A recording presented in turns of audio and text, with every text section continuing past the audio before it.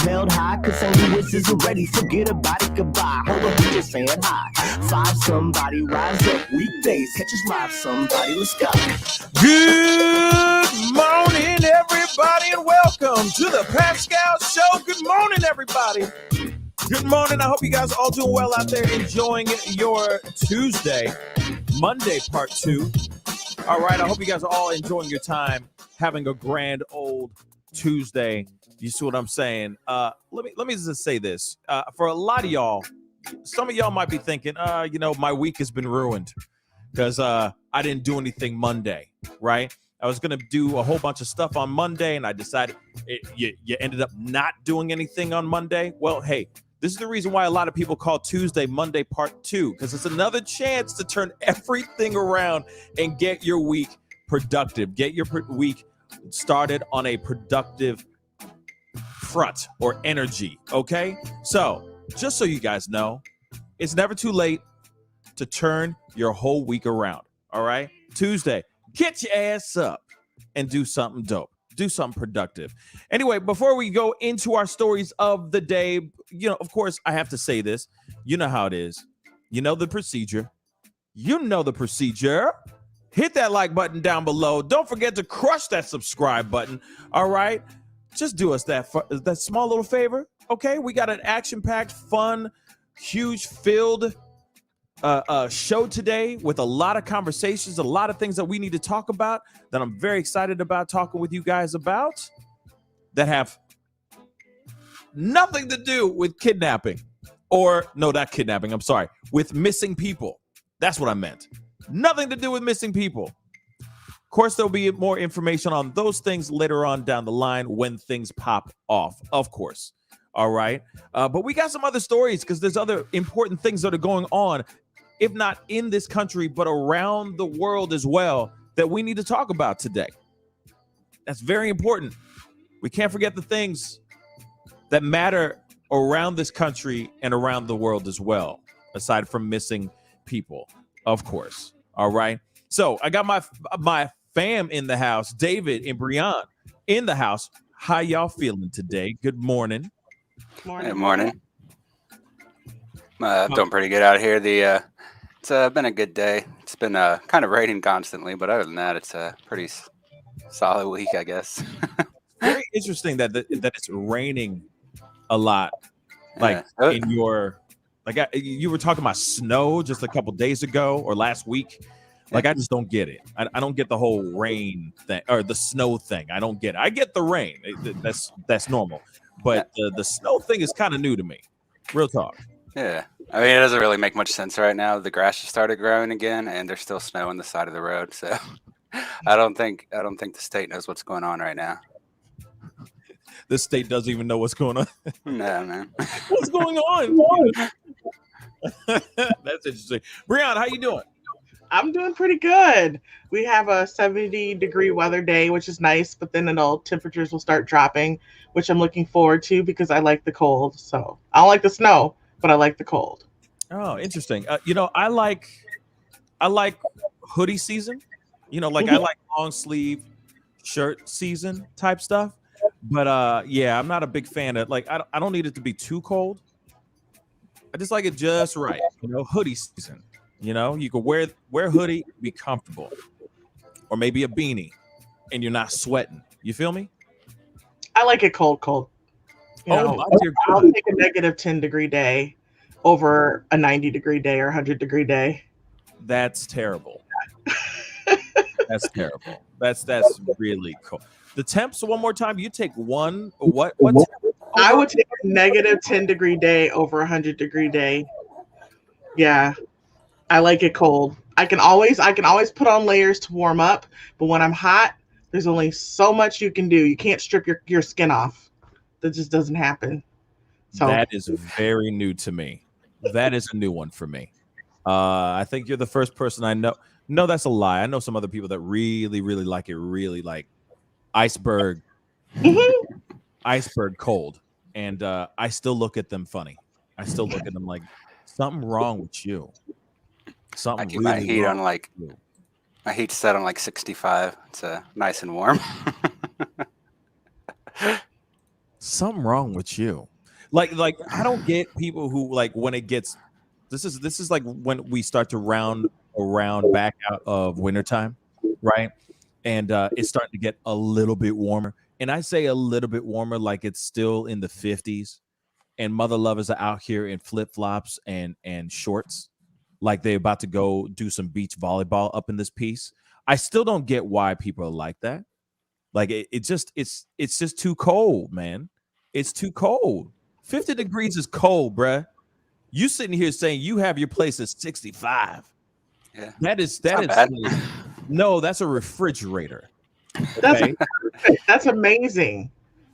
I have a very hot body. I just put off a lot of heat, so I always keep it What he cool. just said there? I have a very hot body. Oh yeah, My body's hot.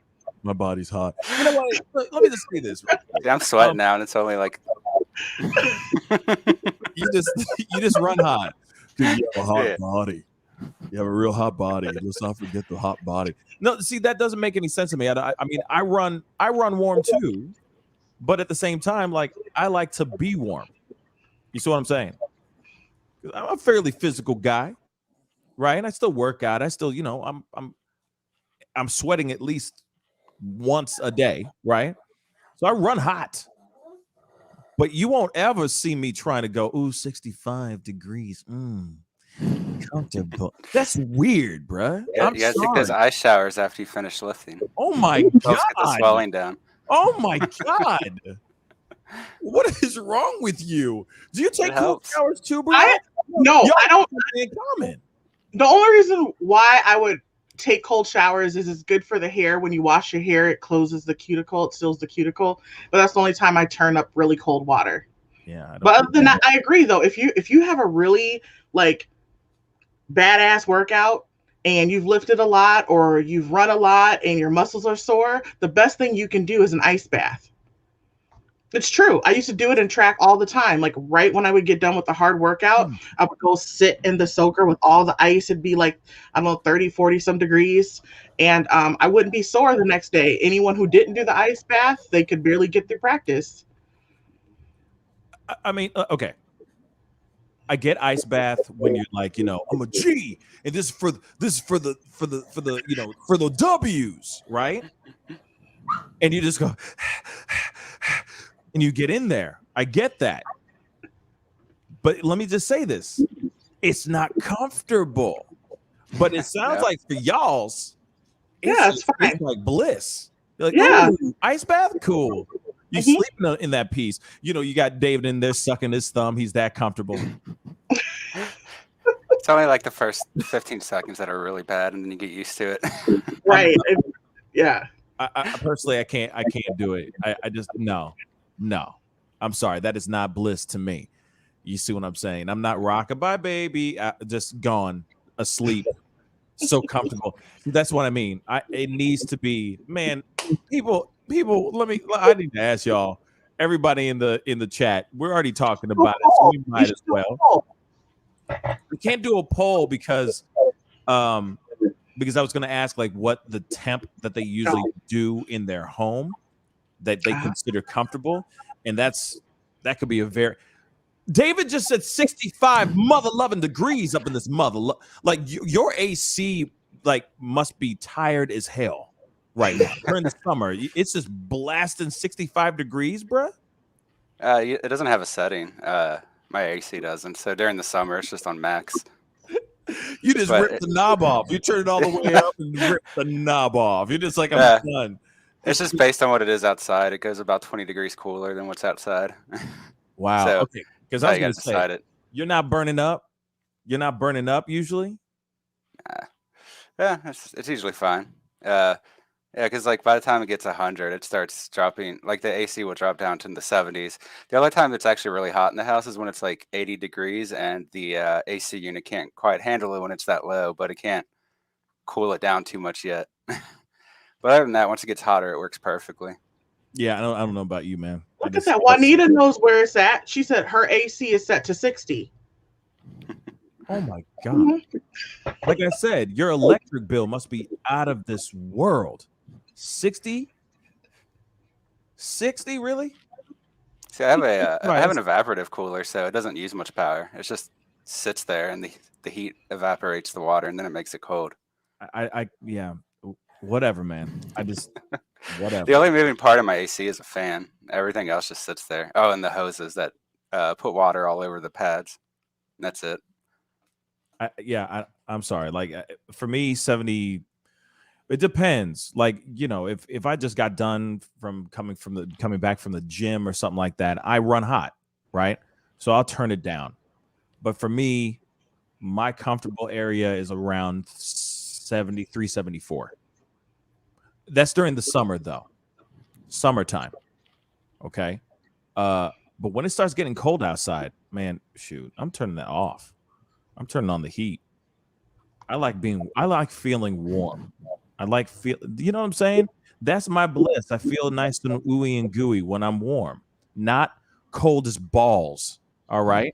Yeah, my window's open in the wintertime. I will block the door so that the cold air doesn't get out into the rest of the house. And then my room, like I wake up and you can see my breath. Like it is nice and cold. So you just like to know what it feels like to be dead. Okay. Sure. Yeah, sure. Y'all like to know what it feels like to be dead. Like, you know what I'm saying? Is everything okay, David? It looked like you talk to a spirit. You okay? Yeah, I was checking my thermostat. It's 67 in here. It's what? No? 67 in the back room. That's why you're sweating, David. Yeah. Wow. Y'all are crazy. I couldn't do it, y'all. Pascal makes me wear these warm shirts instead of my t-shirts, so it gets hot. So now he's complaining because of his hot body. He's complaining about his hot body. Look at that. Ooh, I got a hot body. That's not fair, man. You know what I'm saying? I'm just trying to, be as presentable as we can. So you're the dude who walks around in flip-flops and shorts. Like you're going I off don't wear shorts, but you don't wear shorts. No, but I wear t-shirts. After I'm done with the show, I just put a t-shirt back on. With your flannel PJ pants. Sometimes. Depends on where I'm going, I guess. I see. Okay, so let me ask you guys this, because obviously this is kind of off the beaten path. We got to get to our stories, but one last thing, and this goes to Breon. How do you live with other people that probably don't like it being that cold, unless your family is just cold-hearted human beings? Are they? My twin, he keeps his window open too. So we both like it cold. As my parents get older, obviously that gets harder for them.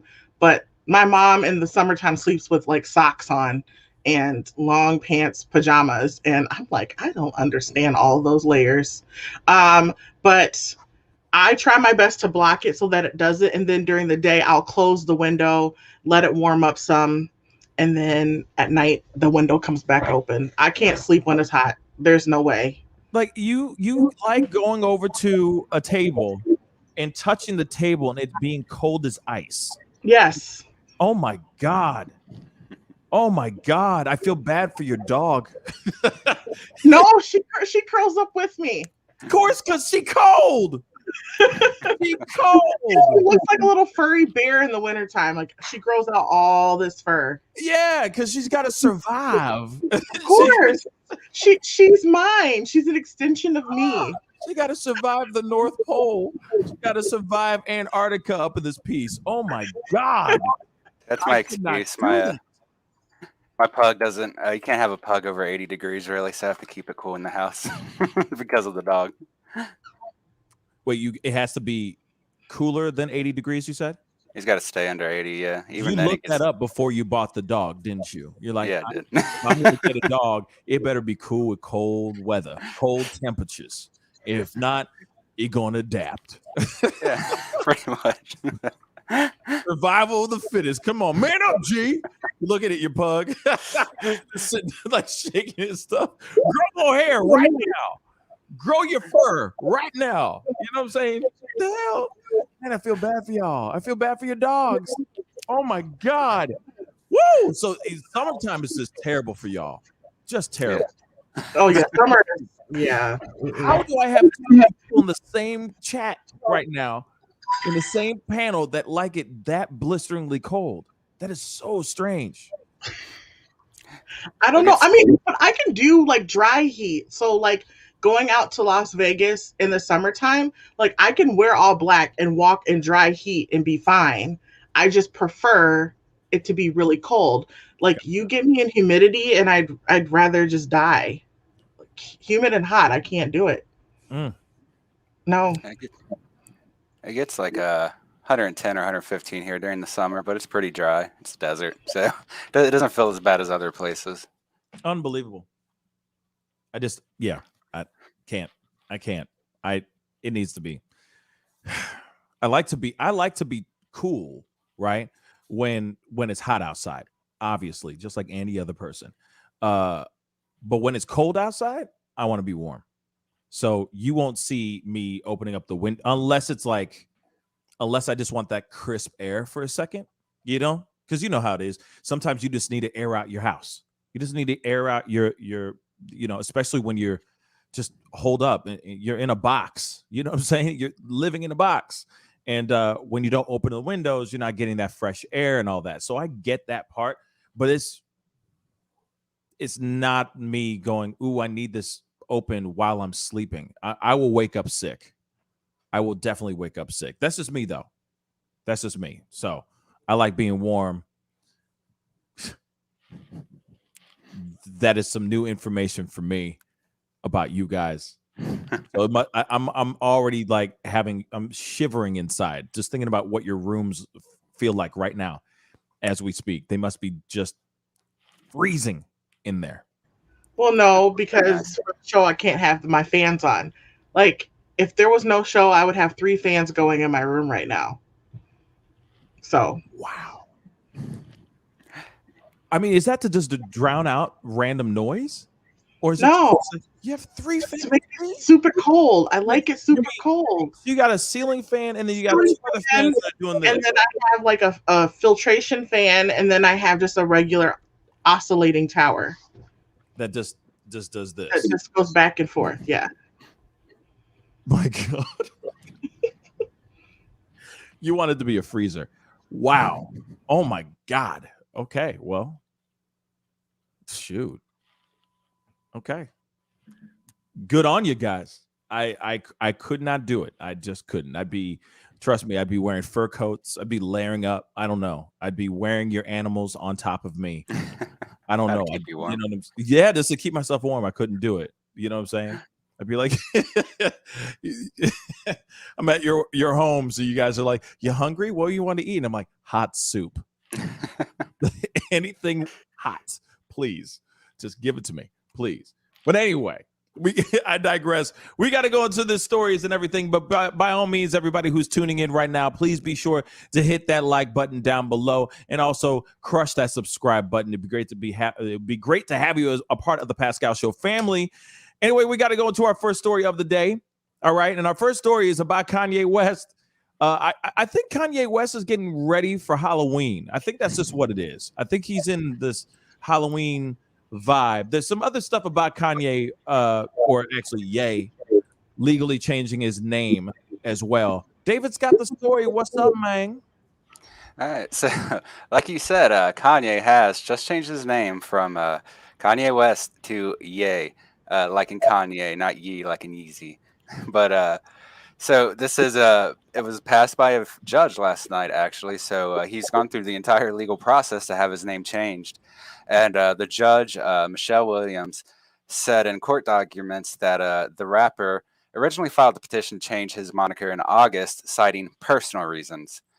And I mean, she ended up approving it. All the paperwork was filed through properly and everything. And his family, including his 4 children, Northwest, St. West, Chicago West, and Psalm West, are going to continue to be called West. However, he is just dropping down to Ye, and this is his whole name now. It's his first and last name, kind of like, I guess, Cher or something. But so with his new name, he also got a new haircut, and I'm sure Pascal will be showing you that one soon. But he will be going by this name for his new albums as well. This is his new legal name, so he'll be signing it as well and everything.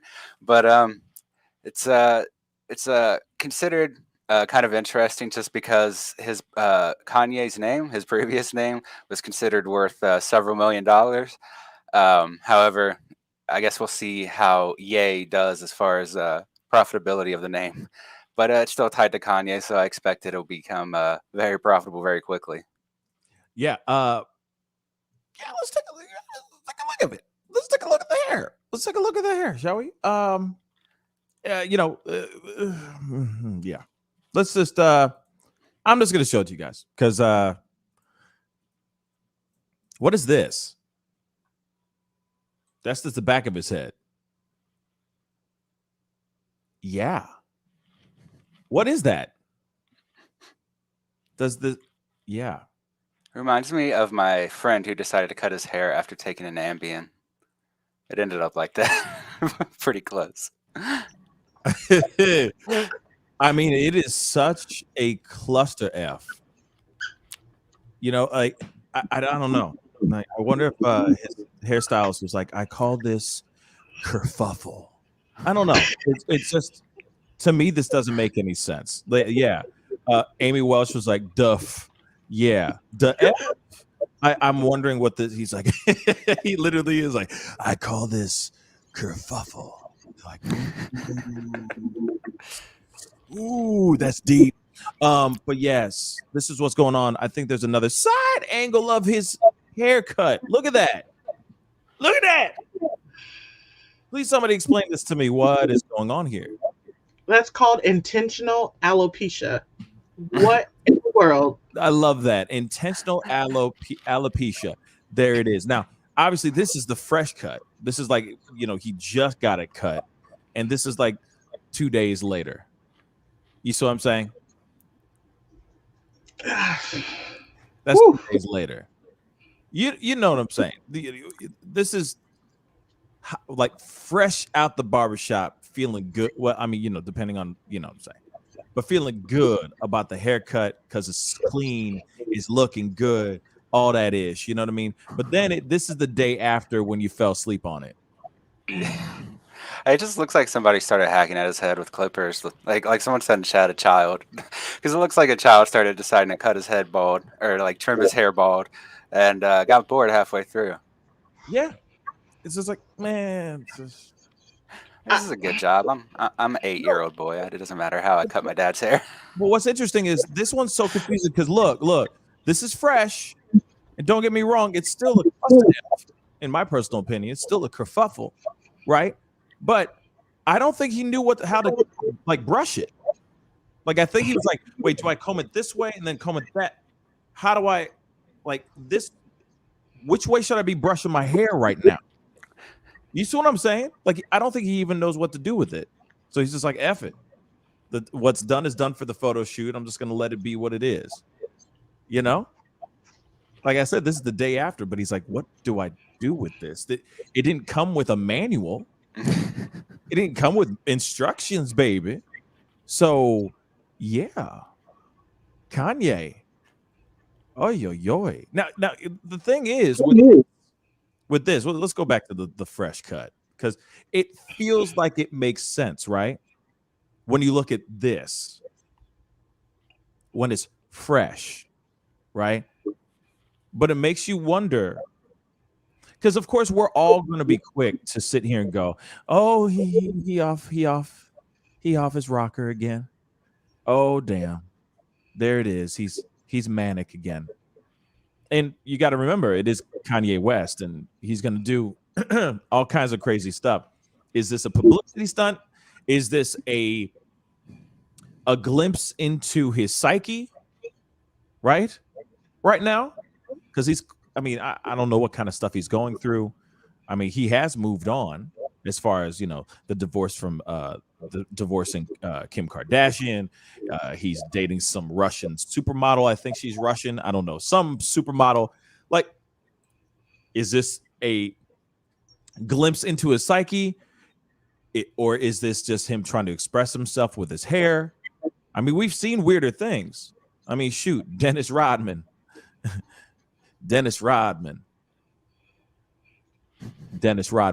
But moving on, we've seen weirder things with people with color that done things with their hair. But David, go ahead. I was gonna say some hair color spray might help that pop out a little bit more. I mean, yeah. You know what I'm saying? And I've seen Might him actually make it look better. and I've seen him do other things too with his hair, right? Like, you know, he's dyed it different things and all that stuff. It's been, you know, a little bit longer hair, thicker hair up top type of thing.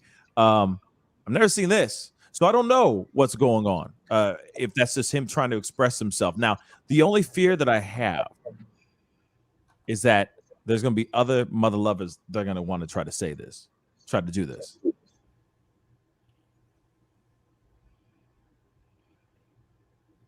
No one? No one's worried about that happening, that this turns into some kind of crazy trend. But what's so crazy is that everybody is going to turn out looking like this. Because you know for a fact it's going to be some expensive ass haircut. And it's going to be like, mama is going to be like, I can do that. And they're going to look like this. Just saying. I mean, his design, just based on the way it looks on the back, was probably planned to only be seen from one direction from that one photo. And I don't think it works quite as well on the side. So like he probably just had an image of what he wanted the back to look like. And then he got this for the sides. But ain't nobody looking at the back of his, never mind. Never mind. Whoops. I didn't mean to go down there. I didn't mean to go down that route. But, you know, how is everybody just going to be talking to him from behind? No, seriously. If you can't enjoy the art, why? You know what I'm saying? Like, I've seen dudes with haircuts that will be like full on DJ Khaled in the back of their head with his big old beard, but everything's shaved down. But then there's this big, this tuft, you know, of hair on the bottom for his beard. And it's like, what's the point? So everybody's just going to be like, wow. You know what I mean? Like, no one cares. You know what I'm saying? Look at that amazing art from behind him. You know, no one cares. Someone in chat said it looks like it's kind of cut out to say saint, and I can kind of see that. Like the same as his necklace. Mm-hmm. It's like a almost calligraphy style. It's not a clear writing of it. But like, hold up. Where's the S? I think that's over his left ear. Or yeah, I mean, duh, don't we read? It's right there? I think. And then the A kind of comes to the right of it, and then the N is I don't know where the I is, I guess. The A is beneath the S. I don't know where the I is, but the N's on top of his head and the T's on the right of his head. Maybe. I see a T right here. I mean, if you're really stretching. Like, I mean, what is this, magic eye? I can see an elephant. Oh. You look at it long enough, you can see a flock of seagulls. Just, I mean, come on. It's insane. I don't see no words in this. It takes some imagination, but you can get there. David. Shut up, David. No, David, no. Sorry. And anybody else who said that, I don't see it. Brian, do you see Saint written in the back of his head? No, what I see is 2 scoops of straight up oops. That's what I see. This is terrible. 2 scoops of oops. What did you just say? 2 scoops? I said 2 scoops of straight up oops. My little cousin used to say that when we were little. That is 2 scoops of straight up oops. I love that. Actually, the oops, like for a photo shoot, I mean, this is, to me, it's a hack job. But the oops is really this one. Yeah, that. You see what I'm saying? And then, here's the other scoop of oops. Like, he's just kind of like, man, I don't know what to do with this, bruh. But it looked good when it got done. But how am I supposed to deal with this? Now, he obviously went around with a mask for Halloween, or I guess in spirit of Halloween, or maybe to hide the look. I don't know what, but he was running around with like a ghoulish, Slytherin, Voldemort mask. It seemed like. I was thinking bald Michael Myers. Yeah, it's like a bald Mike. Yeah. So it's a bald William Shatner. Yeah. Did you not know that? The mask, the original mask in Halloween, Michael Myers' mask is really William Shatner's mask. It's a mask of William Shatner. And I know it wasn't the first one. yeah, well, the original. Yeah, so you know what I'm saying. But yeah, he went around, walking around in this like this. Like I said, kerfuffle. Oh, and out of all places, he was photographed at a McDonald's too, which just makes it funnier to me. I don't know why. No, it works with the look. Yeah, he's like, it would be like if you showed up at Walmart. You're like, yeah, it fits. It fits. Like, yeah, that makes sense. I get it. You know what I mean? Now, if he was ordering from the dollar menu, this would fit entirely. Derelict. You know what I'm saying? Just a little bit. Interesting, right?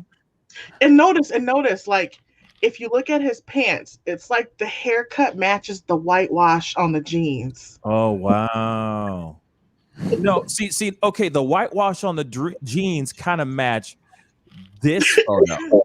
Yeah. You see what I'm saying? And maybe he was thinking, oh, this is going to be dope. This is going to be fly. This is going to be dope. Look at this. Next day. Like just a little bit. Don't you think? Yeah, I don't know what's going on with that side of the head. It just... You think he did it himself? Huh? You think he did it himself? Or was it a barber? No, it was a barber. There's no way he could have cut that. And so that You people sure? go, oh, it says Saint in the background. No, but like how do you I mean, I guess you could, but I mean that's just I couldn't. I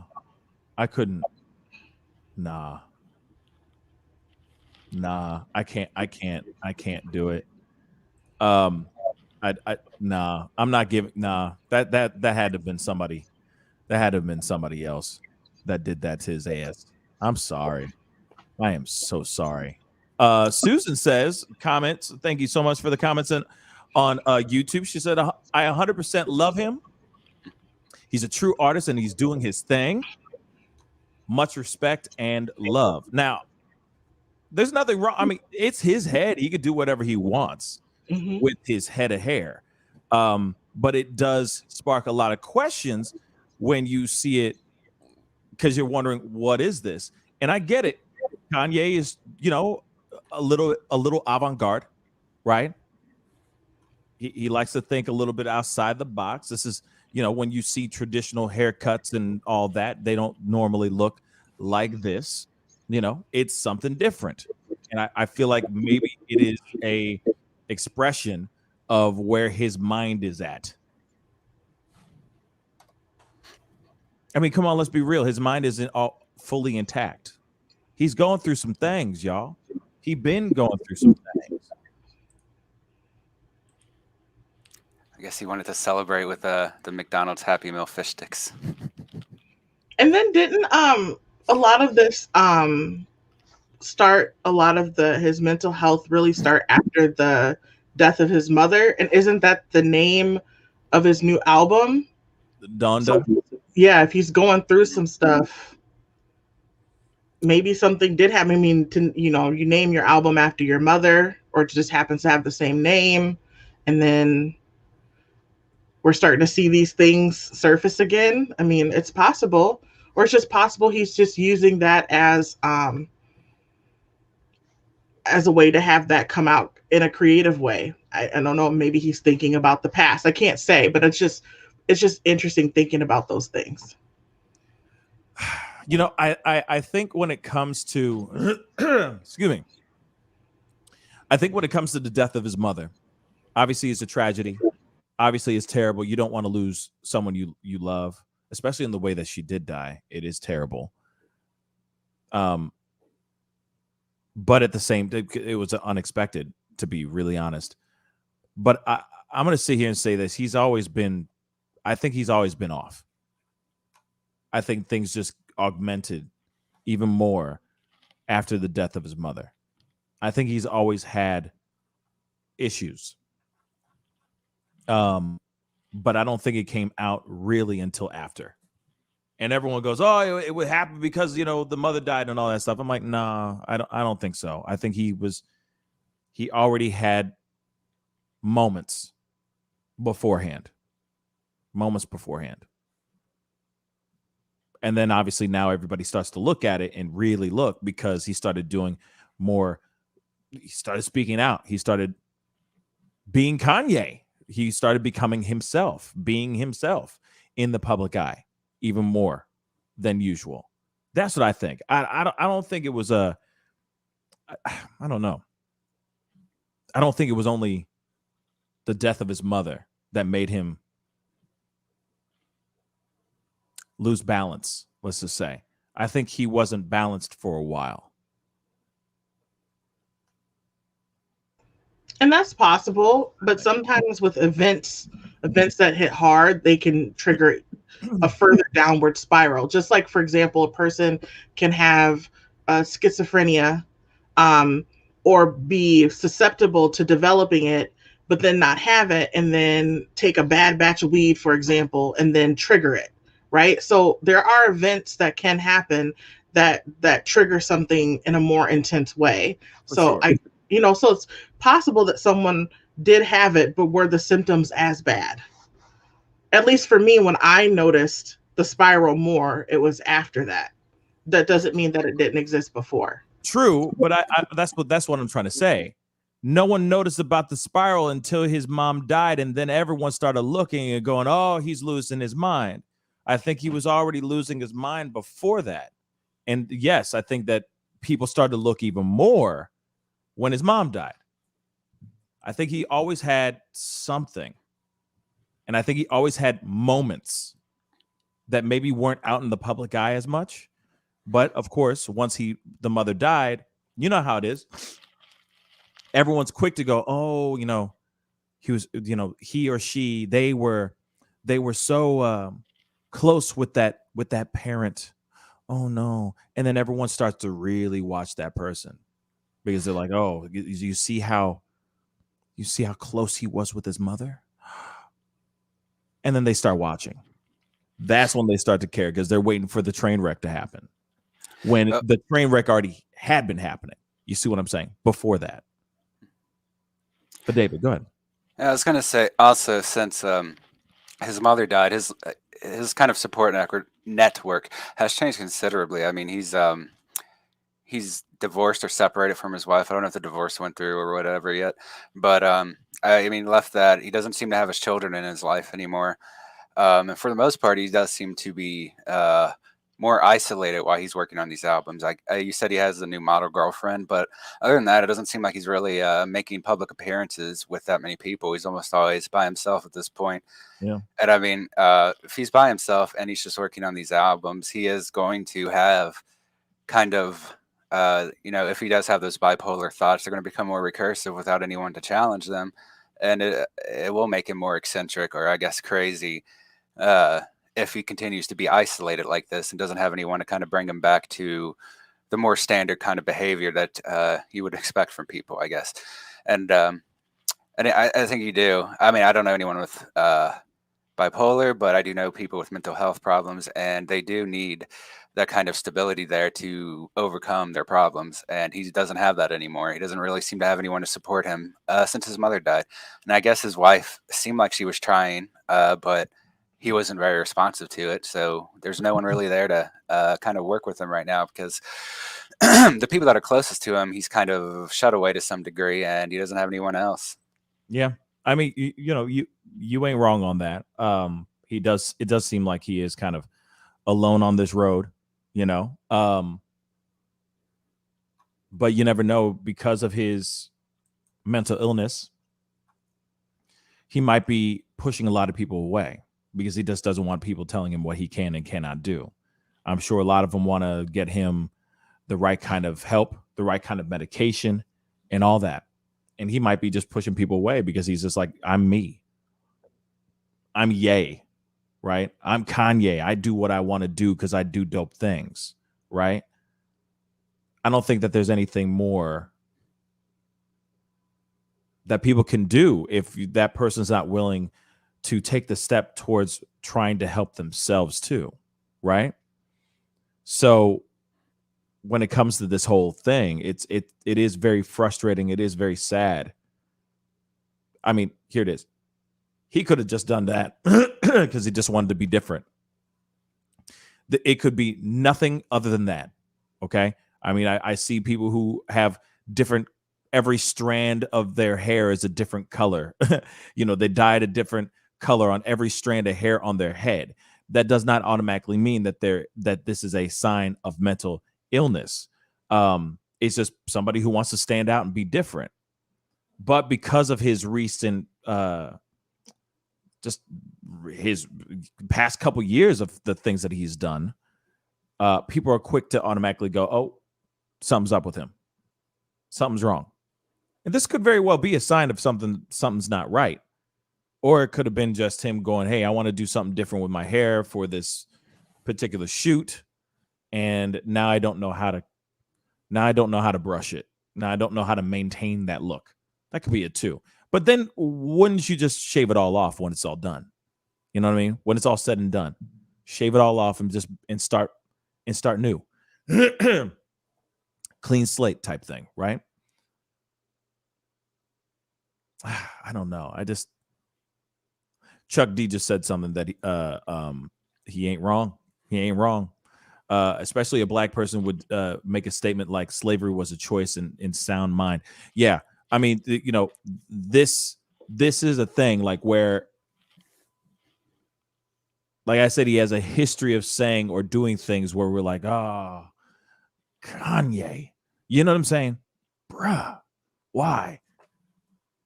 But then you see something like this and it's like, instantly it feeds to the narrative. It feeds into that narrative if something's up. And it's not unusual for, a creator, especially someone like that who, regardless of what you think of his work, he tries to be more artistic and think about it that way. Mm-hmm. And a lot of artists like that do just naturally spend more time in their head and do have, you could argue whether it's their mental illness that makes them a better artist or if it's the art that makes them have mental health problems, but they do seem to be tied directly together, especially when you're engaged in a long period of working on a major piece, like say the Donda album that he is working on or is about to come out soon. Yeah, I mean, well, yeah, that's already out, but he's someone who expresses himself in any way, shape, or form. He's expressing himself with his hair. But at the same time, I do feel like it is a sign of something, that something's not right. But then again, I wonder what other people say who are around him, the family and friends that say things around him. Are they looking at this and going, oh boy, buddy, sup with this?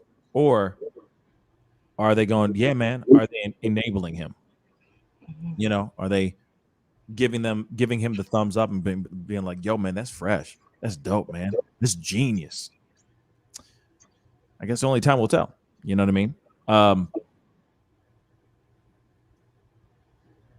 Only time will tell. We're going to have to see what happens with that for sure. Of course, we'll keep an eye on that. For sure. Everybody's keeping an eye on Kanye West. Real talk. And the other thing I want to say too is,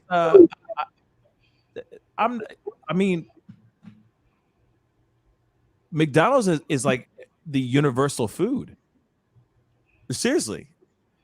Rich as F people and the poorest of poor people smash McDonald's. It is not apparently it is not a status crusher or a status establisher. It is just it's fair game for everybody, because you can't look at McDonald's and go, ooh, he's in dire straits. He's eating McDonald's. No, McDonald's is it's bad for you. Let's be real. It's really bad for you, but it's delicious. You know what I'm saying? Even Trump had it catered at the White House for it was a sports team. I don't remember which one. But so I mean, at this point, McDonald's has officially catered meetings at the White House. That is true. Isn't that funny? Isn't that funny? Yeah. Billionaires or said to be billionaires are eating this and calling this. Zozo Bob just said what I was just about to say. They consider it fine dining. You know what I'm saying? And it's hilarious, but it's true. It's wild. You know, a large Diet Dr. Pepper, right? A Big Mac and some large fries. Man, now I'm hungry. No, that sounds delicious, man. Damn, let's wrap this stuff up so we can eat some McDonald's, man. Gotta get a sponsorship. A filet of fish, you know what I'm saying? Quarter pound of French fry. Okay, but anyway, I guess we'll see what happens as time goes on. But Kanye is always going to be doing Kanye. Let's keep it straight funky. We all know this. Kanye will continue to do. Well, Ye, sorry, because now he's legally now Ye. Ye will always do Ye. No matter which way you look at it, he will always do what he wants to do. Mm-hmm. It is very it's never a dull moment. He knows and he's doing whatever he needs to do. Is this a publicity stunt? Is it not? That is the question. And of course, we'll find out soon enough what the story is on that, for sure. You know, what the real truth is behind all that. But anyway, we got to move on to the next story. And this is a very interesting one. So there were 17 missionaries that were kidnapped in Haiti. I got a clip. We're going to look at this. Apparently now the Haitian gang is asking for $17 million. That's basically $1 million for every single last mercenary that they have. We got a clip. Let's take a look at this, shall we? Now to the desperate efforts to free a group of missionaries who are being held for ransom in Haiti. FBI agents are working with local authorities to find the 16 Americans and 1 Canadian who were kidnapped on Saturday. The Wall Street Journal says a Haitian gang now wants $17 million for their release. That's $1 million each for every victim. This abduction happened just outside the capital city of Port-au-Prince. Manuel Bojorquez is there with more on the story. Manuel, good morning to you. Good morning, Gail. Haiti's justice minister is the one saying that the gang is demanding $1 million each for the release of those 17 missionaries. That's according to that Wall Street Journal report. A source close to the gang told us that the kidnapped children are growing increasingly frustrated, crying and refusing to eat. Haitians took to the streets of Port-au-Prince Monday to protest their government's response to the country's multiple crises, including a surge in violent kidnappings, a deadly earthquake, and the assassination of their president. This comes days after authorities believe a violent gang known as 400 Mawozo abducted 17 missionaries from an Ohio-based Christian aid organization. There is so much frustration in the streets here. These Haitians come out pretty much every day to protest the dire political and economic situation. And the poverty creates a fertile breeding ground for the gangs. So many young men without jobs who can be easily recruited. A family of 5 from Oceana, Michigan is among the Americans kidnapped. Todd Dooling is the pastor at a local church there. To have it hit that close to home is extremely heartbreaking. But what about the other families? Linda works with children in Haiti. She asked we not mention her last name for fear of retaliation. She says the children have a special prayer before leaving the house. Mommy Linda, please pray that we will be invisible. And so that when we walk the streets, we won't be taken. And yet they are. Meanwhile, FBI tactical teams are in Port-au-Prince assisting with negotiating the safe return of the American and Canadian missionaries. James Galliano is a former special agent with the FBI's hostage rescue team. You're trying to do 2 things at the same time: maintain open lines of communication and prepare for the worst. If, God forbid, hostages are being killed or they're threatening to execute hostages, that you do have an assault team, that you have information is close enough that you can place them to actually conduct a rescue. Just to underscore the poverty at the root of all of this, Linda told us that when her organization in the past has had to negotiate with the gangs here, the number one thing they ask for is food. Tony? And Wobble Horkus for us in Port-au-Prince. Manny, thank you very much. Please stay safe. As you can see, shoot, I was trying to play that back, but it's gonna be doing its thing. As you can see, this is some serious stuff. And here it is. We don't know the race of the missionaries. All right. So I just want to make that abundantly clear. I just saw somebody make a comment, and regardless, this is something that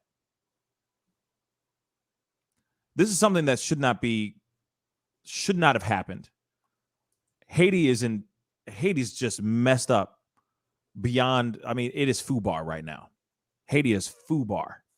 People are desperate out here.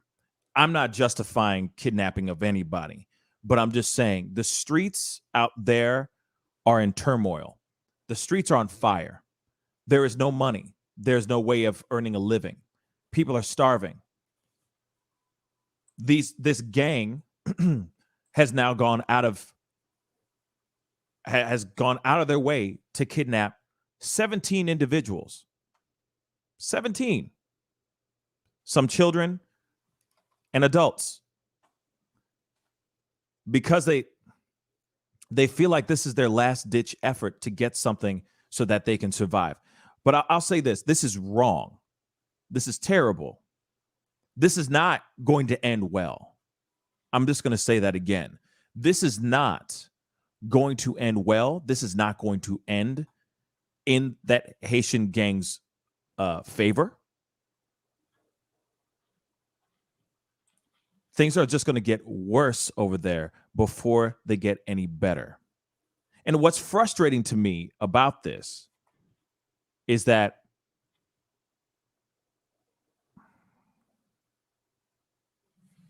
this is once again another situation where Haiti just can't catch a break. Because once again, just saying this is just perpetuating a narrative that's already been there, that has been circulating around Haiti for a long time, period. This is not helping Haiti. This is hindering Haiti, and that's what's so frustrating about this situation. David, it sounds like you want to say something. Go ahead, bro. Yeah, mostly just have a little more information I want to add real quickly. Go ahead. So, I mean, they kind of said this part, but the ransom is coming out to $1 million per individual. Mm-hmm. And right now, the Mozo gang controls a place called the Gantier commune, which is in the eastern suburbs of Port-au-Prince. Sounds like they control a large part of that area there. The group of 16 U.S. and 1 Canadian nationals were on their way to visit an orphanage on that Saturday, and that's when they got rolled up. The hostages included 5 children, the youngest of who is 8 months old. Sorry, and already Jen Psaki, Biden's press secretary, has said that the FBI is coordinating with the U.S. government to rescue these people as soon as possible. Though it's also possible they will pay the ransom. They haven't told us yet, but this is becoming an increasing problem, not just in Haiti, but there's like a 300% increase in the number of kidnapping incidences since July. And this is happening in all kinds of countries with these problems. But obviously, after the last natural disaster, Haiti is in a terrible condition. And that always adds to these sort of kidnappings, because these kidnappings are usually done in a lot of places that are war-torn or destroyed by some sort of catastrophe, because these groups, like missionaries, tend to not have armed guards, and they tend to be a little bit more vulnerable. And they also have usually their group that they come from, the Christian group they come from, will pay the hostage fee to get their people back. So this isn't unique to Haiti. This is kind of common in any place that has rescue aid come in, and there's still people that don't even have the basics of food and medicine. Banditry and gang operations try to get that for themselves. So this isn't unusual, really. It's kind of common in these situations like this. So right now it sounds like the Christian Aid Ministries is the organization that sponsored the seized missionaries, and they're asking for believers around the world, including our many Amish and Mennonite supporters, to pray for them. And right now, we don't necessarily know that they're getting ready to, if the churches are going to be paying this ransom or not. Likely the FBI is working with them and kind of telling them to stay quiet on this. Typically, we don't advertise when we pay money to terrorists or kidnappers or anything like that, even if we do so. So if we pay this, it probably won't be in the news, but it's still possible we will pay it. Maybe, maybe not, right? Like I said, and I don't think that this is going to end well. I don't think this is going to end in a situation where it goes in their favor. That's what I truly think. I think that this is going to be something where, like I said, it's not going to end well. It's not going to end well. And here's the thing. Here's the other thing. Haiti does need help. Haiti most definitely does need help. I mean, they've been hit time and time again with just tragedies. The assassination of their president, to the earthquake, they're constantly getting rattled by tropical storms and all that stuff. I mean, it's been very, very bad. They've had some bad situations happen over there. Haiti does need help. Absolutely. So, of course, missionaries. Keep saying mercenaries. Missionaries went out of their way to try to help the country, try to help the people of Haiti. But this is a slap in the face. This is something that where Americans are going to sit there and go, oh, no, we don't want to go back out there and help. No, because because of this. Literally because of this. 17 individuals have been kidnapped. And a Haitian gang who is now giving Haiti a very bad look right now are asking for $17 million. $1 million for every single life that they have in their possession right now. I mean,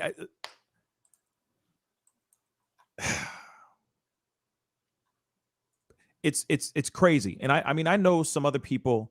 I got, family members who have been kidnapped before and all that in Haiti. This is no joke. Especially when you have American citizens being held hostage right now, held for ransom. And that's why I'm like, you look at this on a much grander scale. And I don't think that there's going to be a lot of people that are going to want to go over there, depending on how this goes down. If this goes totally south, no one's going to try to help Haiti anymore. No one's going to try to be a lending hand. Breon, what do you think?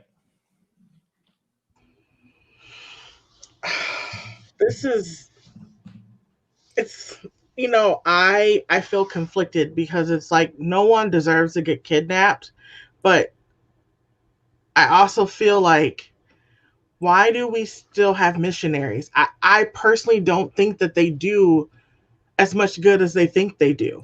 I mean, they go in, they fix a couple of things, they help bring food, but then bringing in food causes even the locals to be terrorized by those who aren't receiving. And I mean, it happens in Africa, it happens in Latin America, it happens in the Caribbean. I hope that, the individuals are returned back to safety, but I'm also like, this continues to happen for a reason. And I don't know. I'm personally just not comfortable really discussing this, just because I have a lot of thoughts swirling in my mind. So I mean, what's swirling? What's the thoughts that are swirling around in your mind? Let's exercise that a little bit. Let's talk. Yeah, well, on one hand, I think about like what's happened, and we think about um, the little bit of knowledge that I have about Haiti's history, um, and the fact that in order to maintain their freedom, for example, they had to pay essentially their own type of reparations to like the white French people, right? Like Right. when they took over, and that literally destroyed and plundered anything that could have built Haiti up.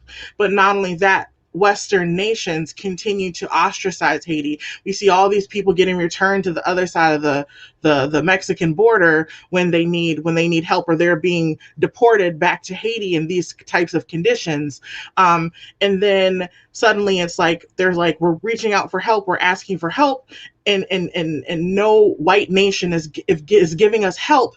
But then we're supposed to be okay with these white missionaries that come in and say we're going to do things, and then we wonder why we have gangs of brown and black individuals that are suddenly upset, saying no, we want something for this. Like, you guys can't keep coming into our country and doing these things, or bringing in missionaries and not really helping. Like, how many organizations get rich off of tourist industries to Haiti? When they bring cruises in, how many of them are getting wealthy off the backs of Haitian individuals, and then still allowing them to live in poverty? Like, it just bothers me. It bothers me because there's no reason for missionaries to be there if they're really not going to help build up the country.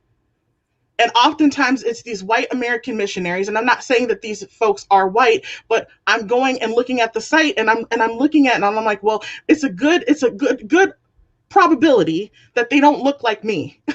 It's a good probability that they don't look like you, and the message that they bring often with these missionaries is one that doesn't help. Oh, you're loved and we want to do good, but yet I'm going to leave your country to be a shithole because I keep destroying it. Like, that's how I feel. It gives people, like our former president, a reason to call a country like Haiti a shithole country, when it's a country of people who are trying to work hard, who want to build something for themselves. And you ask, well, why is there corruption? Well, who the heck do you think they learned corruption from? I feel like Haiti has been a country that has been raped and has just been left to the Caribbean, and not to benefit from any of the wealth that could be generated from like the tourist industry or the hospitality industry. And it just goes to fill the pockets of other people who just want to say, we're just going to leave Haiti here. We're going to let that line of demarcation between the Dominican Republic and Haiti remain. We're going to allow them to continue to get hated on. And we're going to have books like The Farming Bones continue to be written, because don't nobody care about Haiti. Doesn't nobody care about those black people? And that's what bothers me. No, and I get that piece. I'm with you all day long. I've been on my soapbox as well, saying my piece about Haiti, and the fact that they have been screwed over countless times by this country and all that. But the question is, like, two wrongs don't make a right. So the question is, does this help Haiti? Does this help the people of Haiti? Regardless if the missionaries came in just so that they can get a couple photos showing that they were doing a good thing. Some of them probably are using this to write on to their college applications and all that stuff, just so they can have a little bit of clout, so they can get a little bit further and all that. Let's keep it real. I wouldn't be surprised about any of that.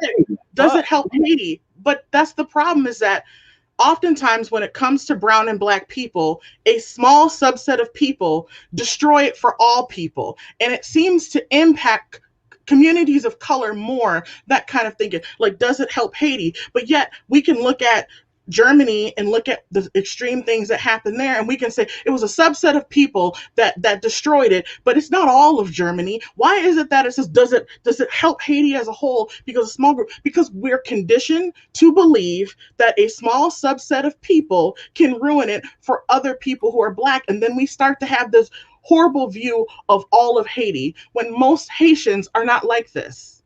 And, Right. and I think like, and I feel like that's a thinking that comes from Western conditioning, right? That comes from white supremacist conditioning. I feel like even we fall short of that. Like, this is a gang who did something bad. Two wrongs do not make a right. But I just don't feel like the missionaries are doing the right thing either. And so at the end of the day, then what's the solution? I hope that these individuals can be released. I hope that, but I don't want us to sit here and just get pigeonholed into that thinking where we say, okay, well, does that make Haiti, look good? Well, I would say most Haitians don't seem to be that way, that this is a small subset of people. And I'd rather think that way than to think it's all people, right? And that one small group can ruin it, because that's what they want us to think. That's the soapbox they want us to get on. And I don't want us to get on that soapbox. Like, it is one bad group of people. That is very true. That is one bad group of people. But like I was saying before, regardless, we're going to have that narrative out here where this bad group of people are now representing, like you just said, representing the country, the whole country now. And like I said before, this is going to be that thing that no one's going to want to come over and say, help Haiti, right? This is the negative connotation or the negative look or the negative facade that Haiti should not have. Haiti should not, this kind of negative light should not be shown on Haiti like this at all, which sucks. And now it's going to be that situation of now nobody's going to want to go and help this country because of this said thing that happened with all these missionaries. See, I'm not so sure that it will have that big of an effect. I mean, we kind of see these things in most cities, including in the U.S. I mean, we've talked about it before, where 650,000 people go missing a year. Most of them are kidnapped. This is kind of a common thing we see in any area of desperation. I mean, we've seen it in Afghanistan just recently. We see it in American cities all the time. That's why 650,000 people go missing a year. Though I do agree that missionaries can be like questionable in their use, especially if you look at, say, Catholic missionaries in the past have typically refused medications and food to people who did not convert first. And that is a major problem. At the same time, when I was in Djibouti, the only people giving out malaria drugs were some missionaries there. There were places where the only AIDS treatments were coming from missionaries. So while a large majority or a large percent of them, especially early on, have built up, and a lot of these churches still exist this way to exploit that population to kind of get conversions, they do provide medical aid in some places of such as Africa, for instance, where the World Health Organization kind of ignores a lot of the states there. They don't really send like the WHO has a list of essential medications, and they're supposed to send out these essential medications to any country. However, a lot of times in Africa, these essential medications never arrive, or they just never send them out in the first place. So private citizens are how a lot of these places do get access to these medications. And sometimes these people are just, say, like Africans or Haitians who come to America and then go back. It's very common, especially in these places, for people to send money back to their home country and to their family specifically. But it does not seem like there is a willingness from international organizations to help in a lot of cases, and the only avenue is through these missionaries. And a lot of times they do use the missionaries do use the exclusive access to these medications for their own purposes. Obviously, not all of them are good intent, and not all of them are bad intent. I've never really worked with missionaries or anything, so I don't really know much about the lifestyle personally, I guess. But just because they're missionaries doesn't necessarily mean they're going to help you, but it doesn't mean they're going to hurt you either. You do have to keep an eye out for them. I don't know anything about this missionary group, or what they were doing. So it's quite possible they are exploiting the people there. However, I have seen situations where missionaries of some group. Sometimes Muslim missionaries as well. There's not just Christian missionaries. You see a lot of Muslim missionaries in Africa as well, providing these kind of aid. They are sometimes the only way for those medications to get funneled into the rural areas, because the WHO goes to cities and then they don't give up. They just don't care about people in the rural countryside a lot of times. Yeah, when it comes to this whole situation, yes, Haiti has been screwed over countless times, over and over and over again.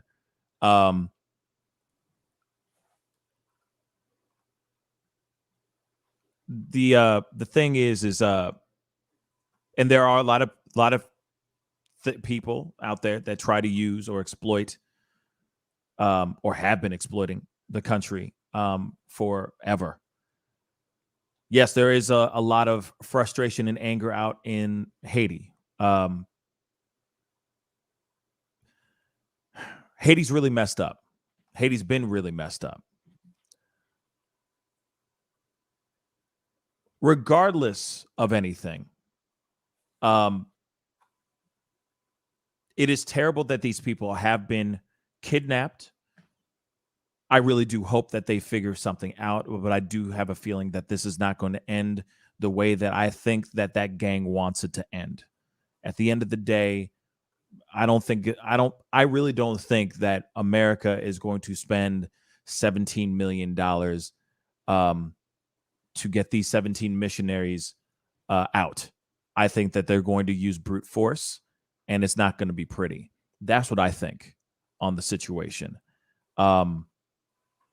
Now, whether this is, in light of what it represents for the whole country of Haiti and all that, I mean, it all comes down to the narrative that is being given and put out by the media as well.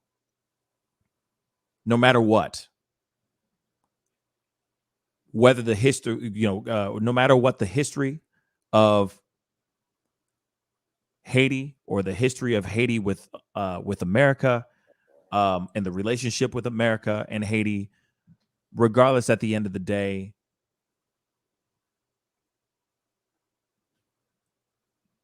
people are desperate out there, and they're going to do desperate things. They're going to do extreme things to try to make things happen so that they can survive. What sucks is that now we're going to be going into a situation where this whole situation is not going to it's not going to be a good thing for Haiti. Period. Regardless of where we think, and obviously we're all for thought-provoking and forward-thinking human beings, okay, and we all know the histories and all that as well. But at the end of the day, you look at just the bare broad stroke of it all, and what is being out there, what the narrative is that is being given out there right now. This is not going to be a good look for all of the country, which sucks. And it all depends on how this situation is handled. If it's handled in a terrible way, if it's handled with brute force, regardless, it's not going to be good for either side, because there's going to be people who feel some type of way, who are on Haiti's side, that are saying, hey, they've been screwed over so many freaking times. There are things that happened that they were supposed to be getting that they never received. I mean, let's talk about the Clinton era for a second. Just that's a snippet of the things that they have been screwed over on.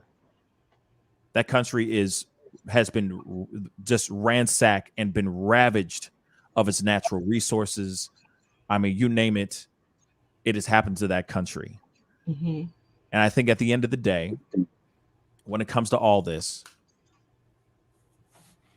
it all depends on what goes down with the narrative. Kidnapping is never good, y'all. Let me just say that really quick. Don't kidnap anybody, because it's not a good idea ever.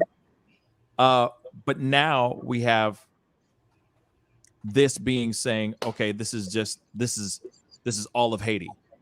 And we know this. We know that it's not. Sorry. We know that it's not. It is a group of people. We're fully aware of that as well. But when it comes down to this, it is it all comes down on how this is executed. What America does next. Do they spend the money? and bring them in. And the other thing is that the other question I have is, when it comes to this gang, when they're asking for $17 million, are they asking for the $17 million for the people or for themselves? That's a difference too there too. If it's just, hey, for their own greedy reasons, that says something else. That says a different message as well. But I think Breon wanted to say something real quick. Oh, okay. I'm sorry. I heard you unmute, so I thought maybe you wanted to say something. David, go ahead. I was going to say that, so these kidnappings, this is something that always gets forgotten in these cases, I think, whenever Americans are kidnapped in these places and we start talking about it like it's a problem. Well, Haiti is already the highest rate of kidnappings in the world, and the people getting kidnapped for the most part are Haitians, not Americans. That's another thing. That's very true. Yeah. So there's a huge problem in Haiti right now with Haitians being kidnapped. Obviously, they're not being ransomed. It's a good possibility they're being sold to some degree, or at least forced into labor for the people that have kidnapped them. But no one cares because they're Haitians, and Haiti, the government of Haiti doesn't have the money or resources to go and save them. I mean, if they were Americans, America has the money and it has the resources to go, help or take care of them. The Haitian government is, even if you ignored the assassination of Moise, which you can't, they don't have the resources, even if they had the central government that was strong enough to organize and maintain law, they just don't have the resources to actually help these people. It is largely, Haiti's always had problems with agriculture, but it's mostly because of these natural disasters that these massive shortages are existing. So as long as this goes on in Haiti, mostly Haitians are going to be kidnapped, and they're going to be used to just help out the people that kidnapped them. And very likely, considering the food shortages, there are a lot of starving Haitians being owned by people right now, being put to work. Because no one knows where the Haitians are going. They don't seem to be leaving Haiti. So that's probably what they're doing with them. Yeah. The other thing is too, I was just seeing the comments as well. And thank you so much for that information, because it is true. Mostly the people who are getting kidnapped are other Haitians. And that's been going on forever. I'll be real. That's been going on forever. All right. I got my own personal stories about family members being kidnapped in Haiti as well. Well-to-do Haitians getting kidnapped and held for ransom and all that stuff as well. Not for $17 million, but for a large amount of money. When it comes down to this whole thing, yes, I do think that Haiti needs to start looking in themselves. They need to start figuring out how to rebuild, how to restructure.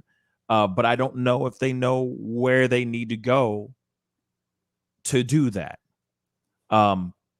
I do think that their government, Haiti's government is extremely corrupt.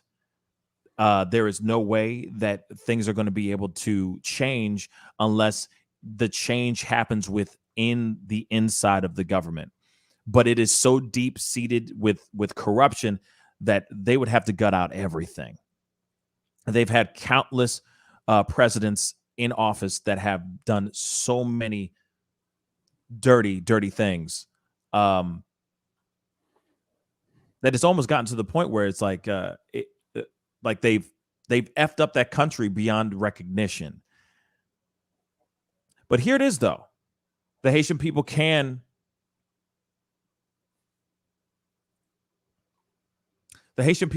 make this country better.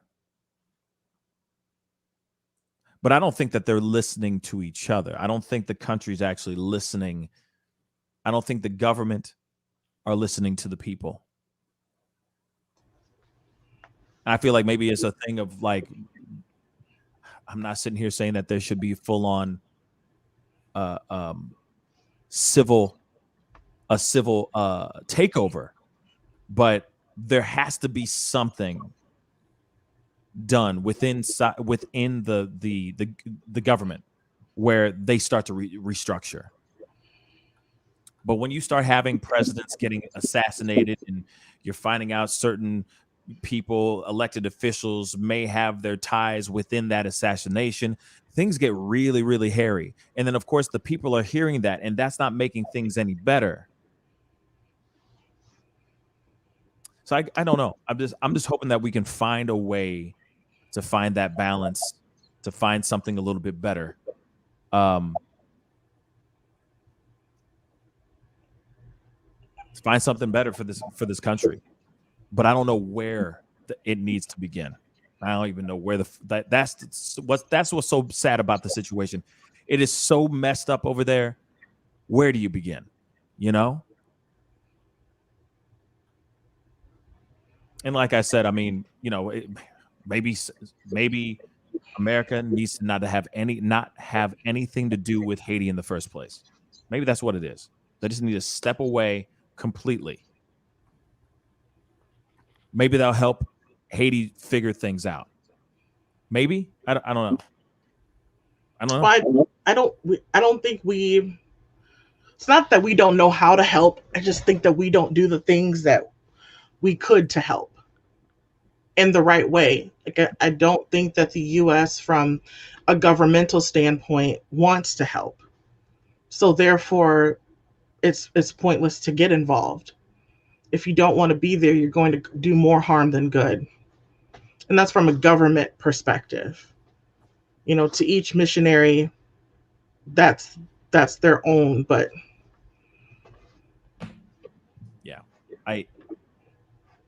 I mean, I don't think America really cares to help until someone gets kidnapped. Mm-hmm. I mean, that's basically what it is. So that's go ahead. I was going to say that's just kind of how it is with humans in general. People don't care until it happens to them. Right. That's true. The selfish nature of the human spirit, right? You know, as soon as somebody does something to you, that's when you're like, oh my God. But then you see somebody else do the same thing to somebody else, you're like, what's on TV? And maybe I should be more specific. I should say that the human experience that I see in westernized country like the United States, being here, I can't say that's applicable to other nations, because there are other countries that are more collective that do look at the whole. I'm just saying that here, if it doesn't happen to them, that empathy and that compassion doesn't seem to extend much further for too many people. It does for some, but for far too many, it doesn't. Yeah, like I said, I really do hope that this story or this situation, ends on a. I hope it ends on a positive note, but at the same time, it doesn't. It's not even a positive note, because at the end of the day, if they still get the $17 million and the people go, and the people are freed and they get back home in one piece, the country's still messed up. The country's still in turmoil. And the other thing is let me say this too, real quick. This is only going to embolden other people to do the same damn thing. Mm-hmm. So if there's ever journalists or anything of that sort that go over there, let's think about it. Let's think about it for a second. As soon as let's just say America does just scoop up $17 million and hands it to this gang. Let's just say, and then the missionaries get brought back home without being harmed at all, right? They didn't harm not one hair on their hair on their head. You don't think that other groups aren't going to see that and say, "Oh, we could do the same thing," and just scoop up any person that just is there to cover something?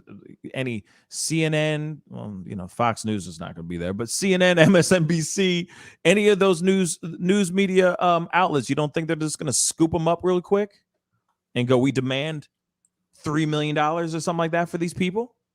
You don't think that the saga is going to continue? Lather, rinse, repeat? Like I said, I don't think that America is going to pay the $17 million. I really don't. I really think that they're going to use force.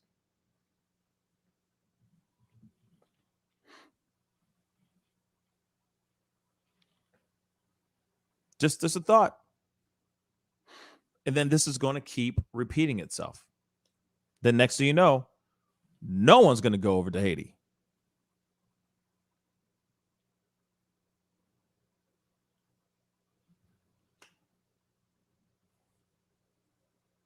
Just saying.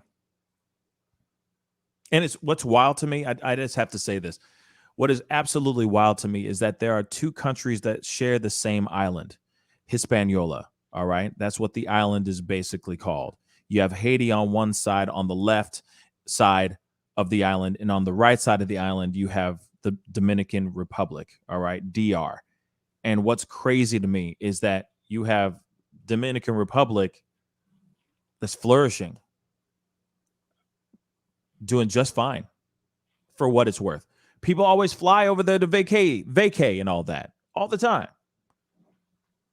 It's so crazy to me that they're same island, but drastically different.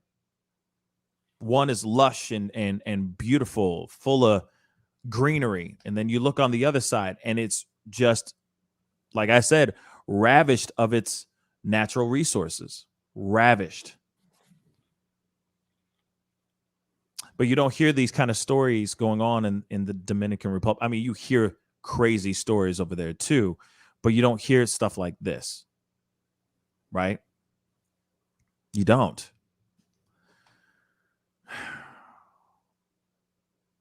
Yeah, I'm wondering. This whole thing with Haiti is a very frustrating and confusing thing, and it's as much as I sit there and go, oh yeah, they do this and this, or if they did this and they moved this and paint by numbers and did all this stuff, they'd have a better government. Maybe not. I don't know. I wish I had a better answer for you guys. I wish I had a better solution for the people of Haiti. That's why you see people floating on anything they can get that's a flotation device, sacrificing their lives to get across the ocean so that they can find some sort of semblance of a good life in another country. And mainly they come to America. Why? Because Haiti is so messed up. Literally, I remember as a kid, I mean, it's been bad. It's always been bad. But I remember as a kid, we would be in Port-au-Prince, and every time there would be a curfew. No one was ever allowed to get outside of the house after a certain time, right? And a lot of times at night, you'd be going to sleep hearing guns going off just down the street. People shooting and killing each other. People getting kidnapped, people getting robbed in the middle of the night or once the sun goes down. I mean, you are really risking it all when you are driving at night.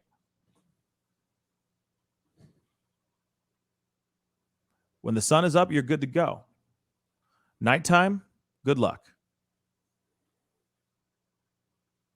There's barely any light on the streets. You're driving in basically pitch black. Doesn't matter. I'm just saying and that's just a small glimpse into what it's like. And of course, that's me just coming in and seeing family, right? But that's the kind of life that you live. And that's a small snippet. So imagine living there every day, all day, every day. And there's crimes that are happening in broad daylight. Shoot, man. So it's a scary thing. You know what I mean? What the way this is and what's transpired recently with these missionaries. Regardless, I hope that they do. We all hope that they come back home in one piece, unharmed. Hopefully, America, the government, does something about it to figure something out. But the country of Haiti really needs to start figuring itself out, or they need to start listening to the people and start figuring something out. But right now they have nothing. Haiti has nothing. And it's scary. It's worse than what it was before. And before was really bad. So think about that. If it was bad, what's worse than bad? I mean, what's worse than worse? So, shoot, to my people of Haiti, I'm thinking of you. I'm praying for you. Yeah, I just hope that this thing gets figured out very, very soon. But Haiti has a lot of work to do. A lot. One day I'm going to have to sit down and tell you guys my stories with Haiti and everything, and shed some light on what's really going on over there as far as the people. Like I said, agree with me or not, but this gang is not helping the country, which sucks, because it's the narrative that is going to be spun. And how this is how this all transpires later is, I mean, it's crucial. So fingers crossed on the country. Fingers crossed, you know. But we got to move on to the next story, because I feel like we can talk about this too. Till the cows come home, real talk. And you know, this one I don't really care about. I don't. I'm gonna be really honest. I don't. But it is something that has been trending on the twits as of recently. Let me just get this here real quick.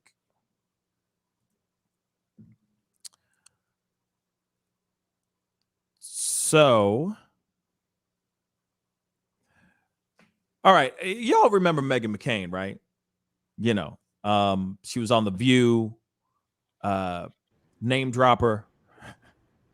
I guess that's what they like to call her. Every single time that she's on, she will sit there and just name drop all these people that she's been associated with or friends with and all that stuff. Well, recently she came out with a book. How surprising.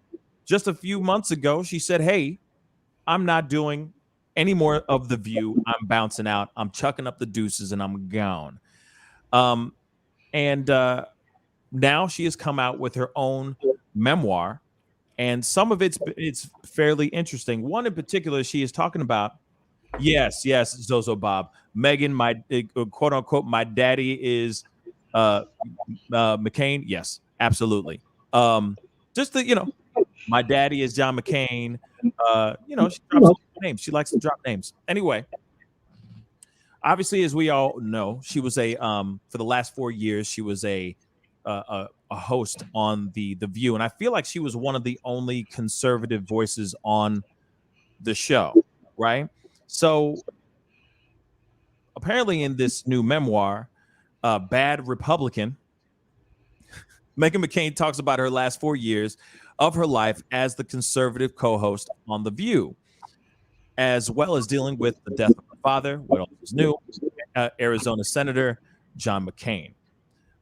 In the exclusive excerpt that she says later on down here, she basically talks about this turning point with Joy Behar. I think that's how you say her last name. Last January, that convinced her it was time for her to leave The View. And now, of course, this book is out. But she basically said that she was working in a toxic environment for the last 4 years, and of course, they were when she told everybody about her decision about leaving that morning.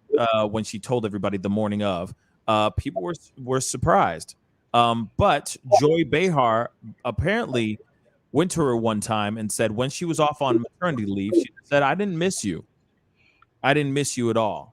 And she basically has, in this memoir, has described the environment on the View's set as being extremely toxic. And I think a lot of it is because of, in her mind, is because of her specific view on The View. And here it is, though. I'm gonna be real. Are you surprised? Is anybody surprised? Okay, I couldn't see you guys. You guys are shaking your heads. Yes. No, I'm not surprised. I'm not surprised. Haven't we seen countless shows or clips from their show, like Whoopi Goldberg cutting her off as she's trying to finish something because she has her own, she might have her own opinion about something, but Whoopi Goldberg does not agree, so she'll sit there and go, we got to go into a break. You know what I'm saying? So I think that's because whenever I watched the show and saw that happen, it was always Meghan speaking for other people. And that's personally why I never liked Meghan McCain on the show, is because I felt like oftentimes she was always very dismissive of other people's experience. And if it didn't fit her, I'm Meghan, my daddy is John McCain's mindset, like then it didn't exist. And I noticed that when she would go off into those tangents about this is what I think and my world experience is this, and therefore nothing else can exist, would be okay, we're going to commercial break.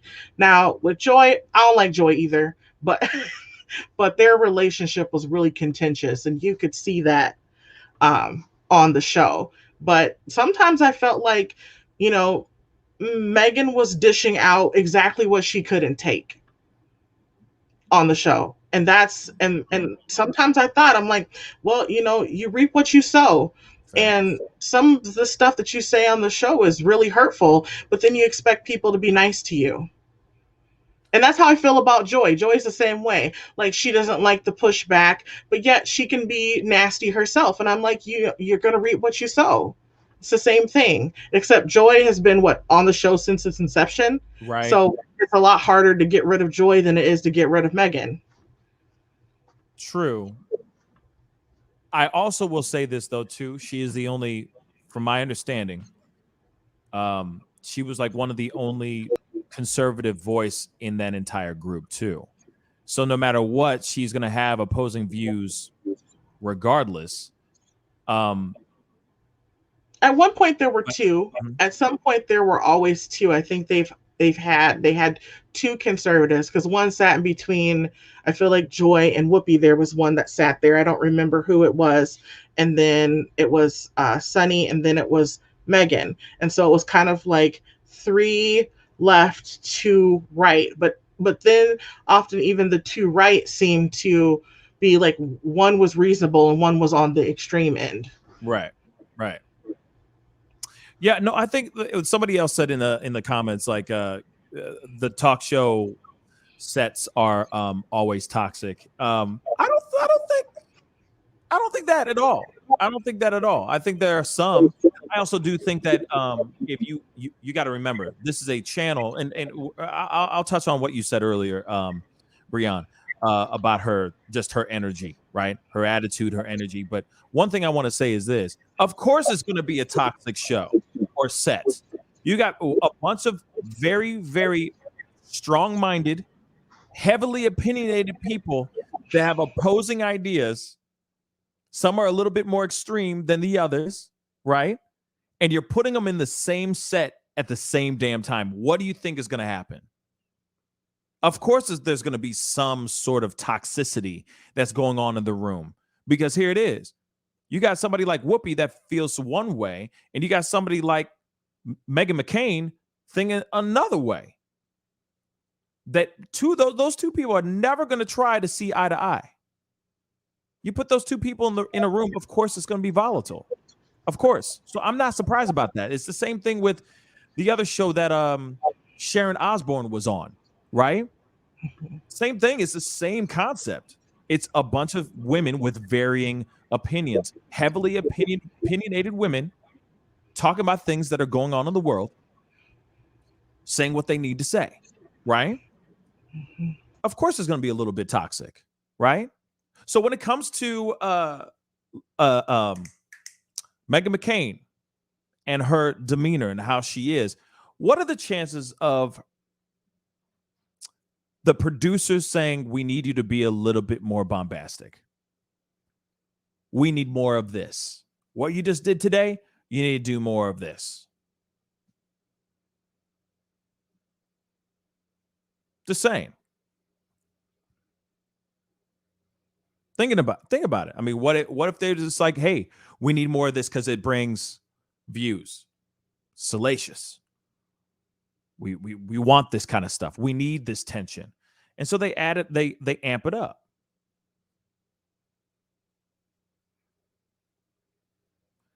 I mean, but for me, it's like, okay, as soon as she said, because I remember us talking about it in passing on one of the shows, saying that she was stepping down from the show, that she was taking some time off, that suddenly I knew that she was going to come out with a book. Of course she is. Isn't that usually how it goes down? Isn't that usually the breakdown? Yeah, I mean, it's pretty much exactly that.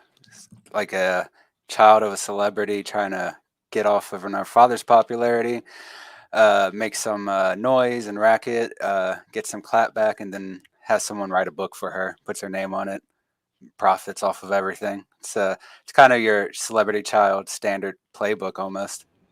Yeah. Mm-hmm. It is. I mean, now she's gonna scoop a bag or two, because that's what she needs to do. You know what I mean? She needs to scoop that bag. You know what I mean?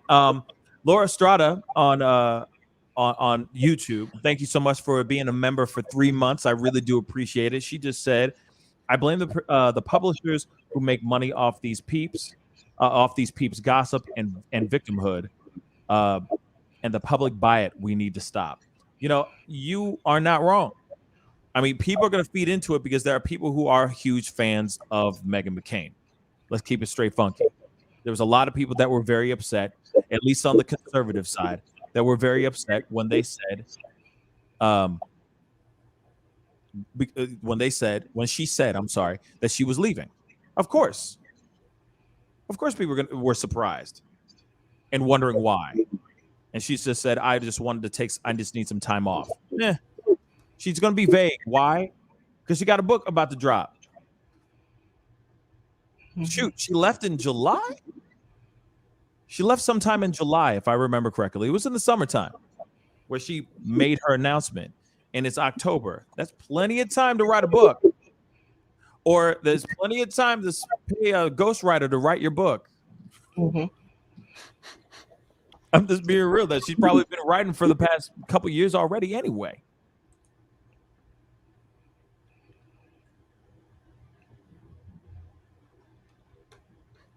So I guess, if she got to make that bag, make that bag. And you never know. Maybe this memoir is going to inspire or help her get her own show.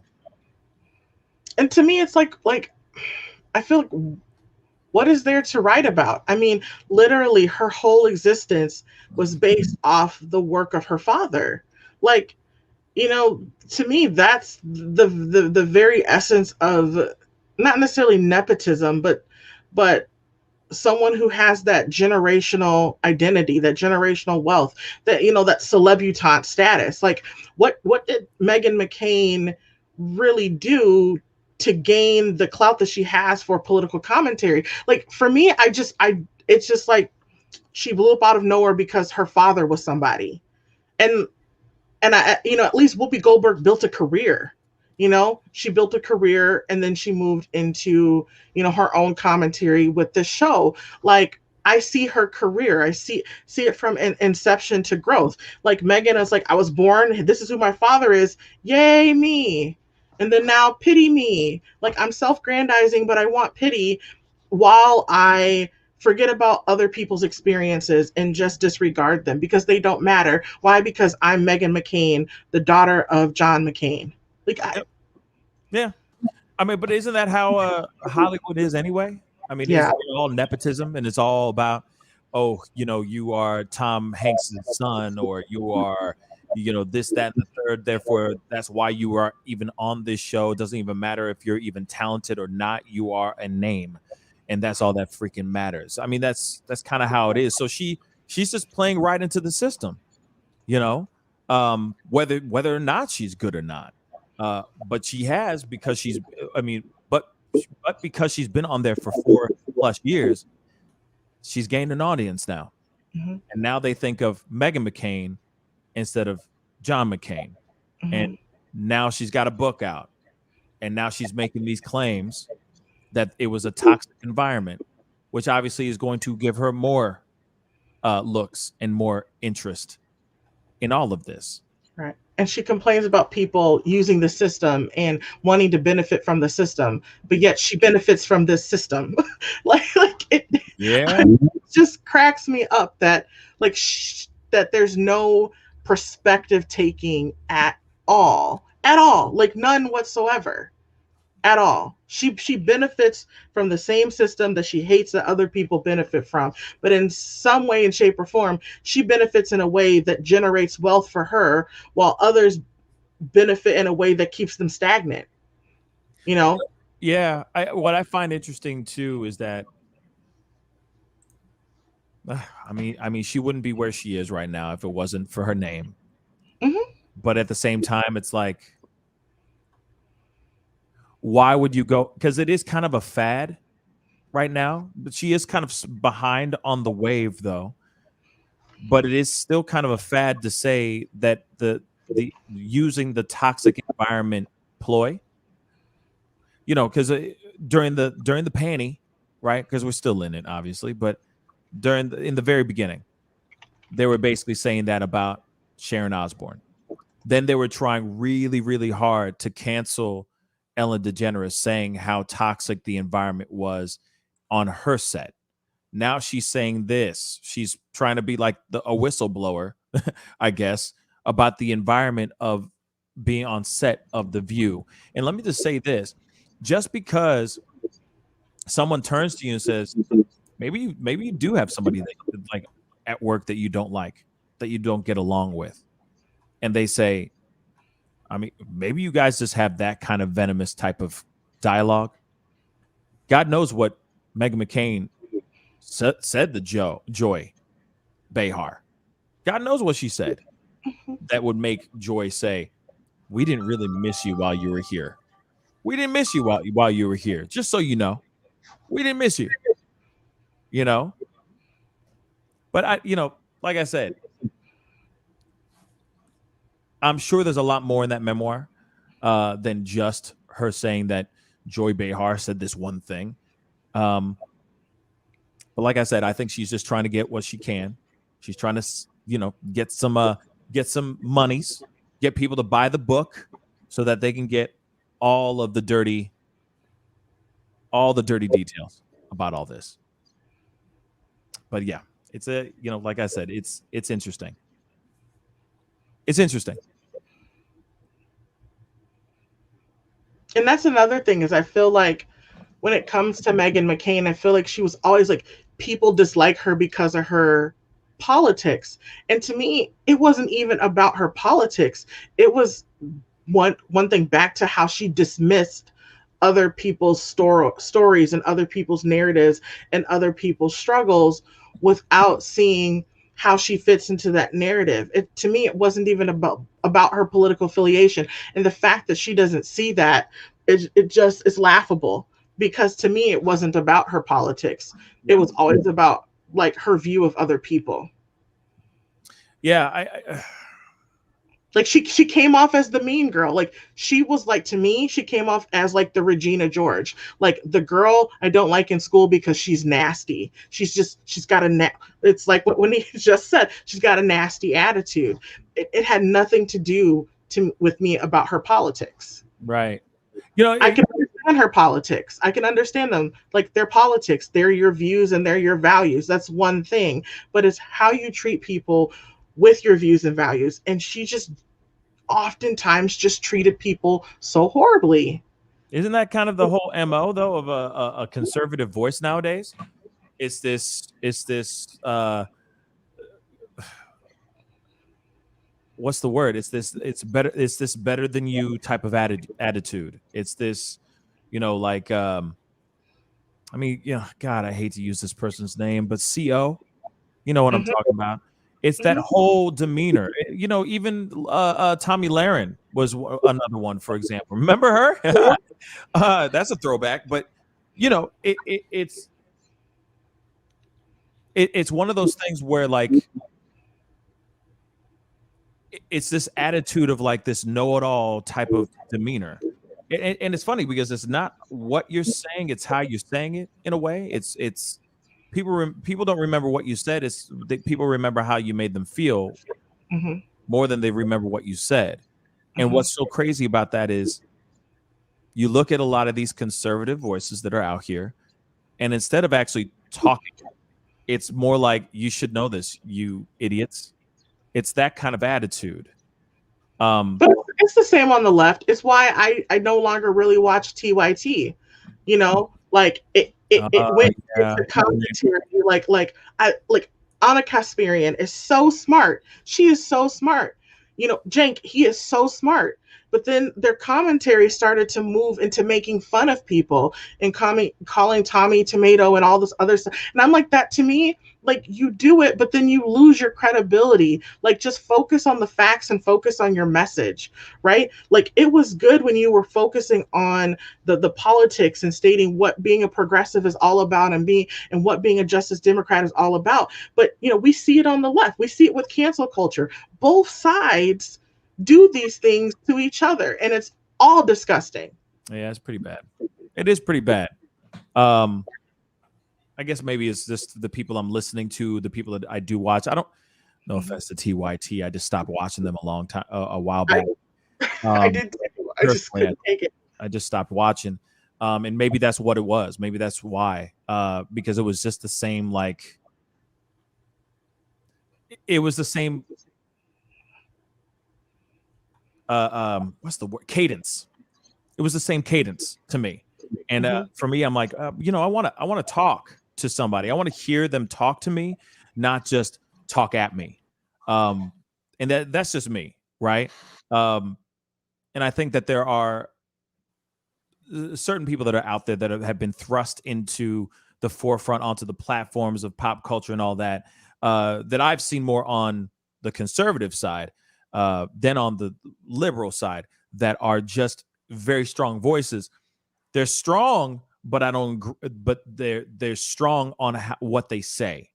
And what they're saying is, instead of giving us like good points, it's very much a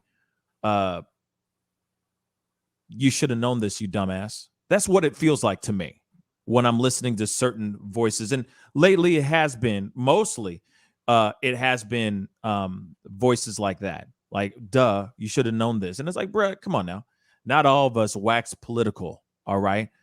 Every single damn day, all right? Some of us are listening to you because we want to learn from you. So instead of talking to us like we're idiots, like this is some weird fetish, all right?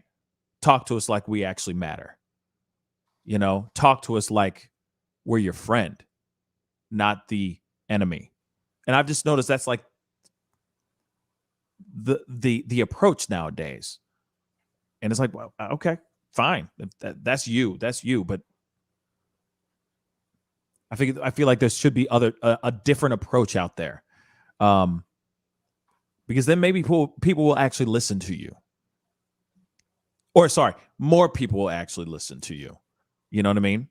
Because like I said, I ain't got no time for those people who sit there and try to talk trash to me while they're trying to explain something to me. You know what I'm saying? Or they're trying to explain their point, their perspective. You know, Dr. Ritchie is great. Dr. Rashad Ritchie is great, but he's on the liberal side. You see what I'm saying? But his demeanor and how he approaches situations is really, really great. But there are, like I said, I just see it more on the right than I actually do see it on the left. But then again, I've said this a million times and I'll say it again today. I do feel like the liberal voice, or the left, the voices on the left, are much quieter than the voices on the right. That's just my own personal opinion. I do think that the platforms out here that are thriving and doing very well on these types of platforms and on mainstream media platforms as well, I'm seeing more conservative voices thriving very, very well. But these other liberal voices out here that are just as strong, like as far as their demeanor, what they say, how they say it, are still kind of, did you hear about this guy? Who's that? I feel like that's a lot. There's a lot of that going on, in my personal opinion. But David, what do you want to say? I don't really have much to add, I guess. But yeah, it's just I kind of agree with Brianne here. It's always more of a, I guess it's more like a cult of personality for Meghan than anything else, and that's kind of the impression I get from it. Which is, I don't know.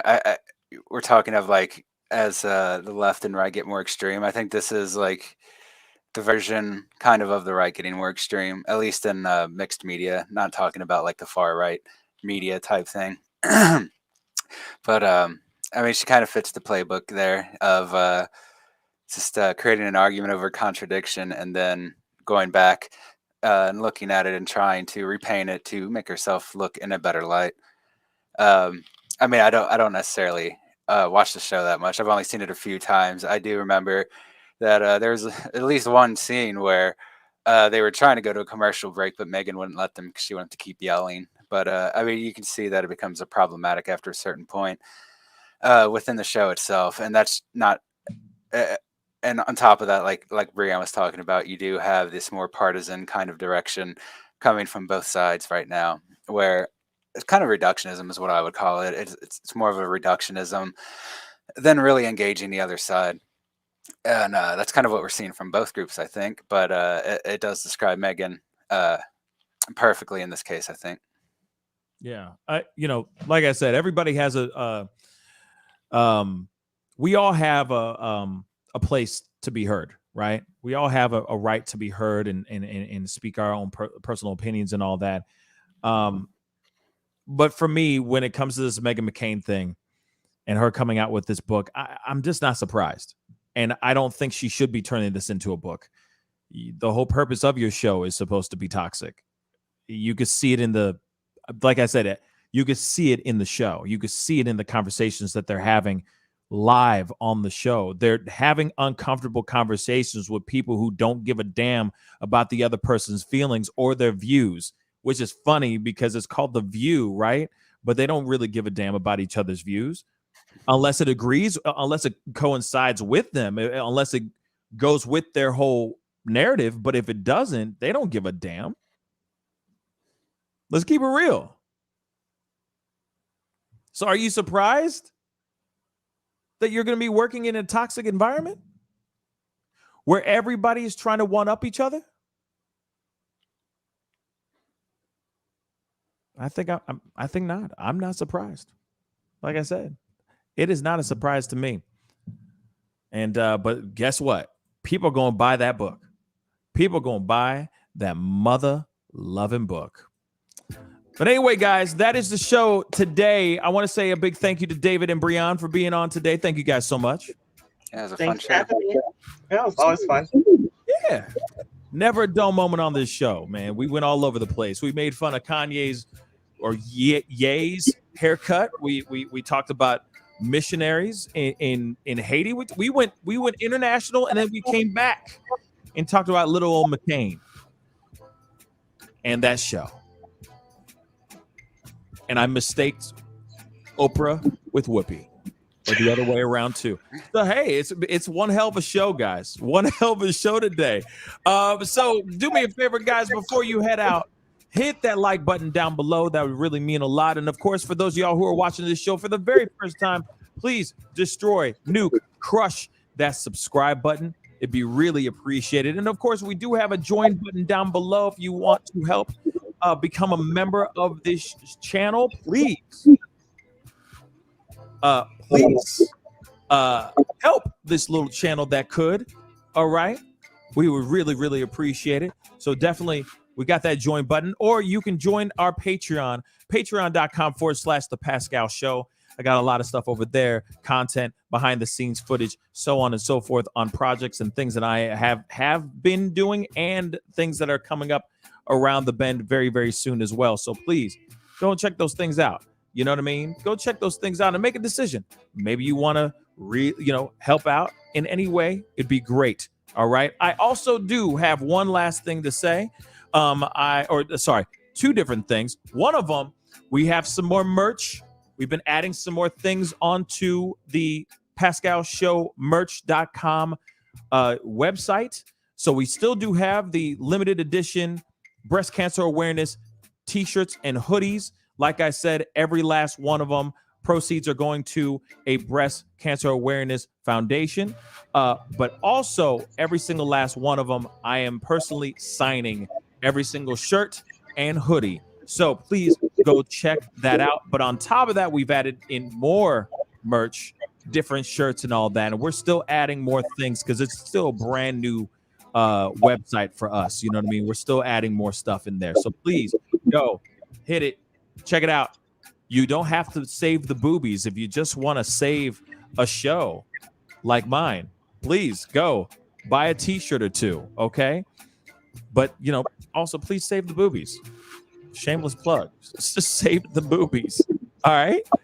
That's all I'm saying. Also, I will be on tonight at 7 p.m. Central Standard Time. And here's the thing. I'm going to pause this real quick. I'm going to pause this music real quick because at 7 p.m. tonight, I will be talking to a member of the trans community, specifically talking about the walkout that's supposed to be happening tomorrow at Netflix. There's a big walkout that's going on because of Dave Chappelle's latest stand-up show, The Closer. I do have this individual coming on to talk about their opinions about what's going on, their opinions about the actual stand-up, and how this really affected the trans community. So we will be on tonight, 7 p.m. Central Standard Time to chop it up. We will be taking phone calls.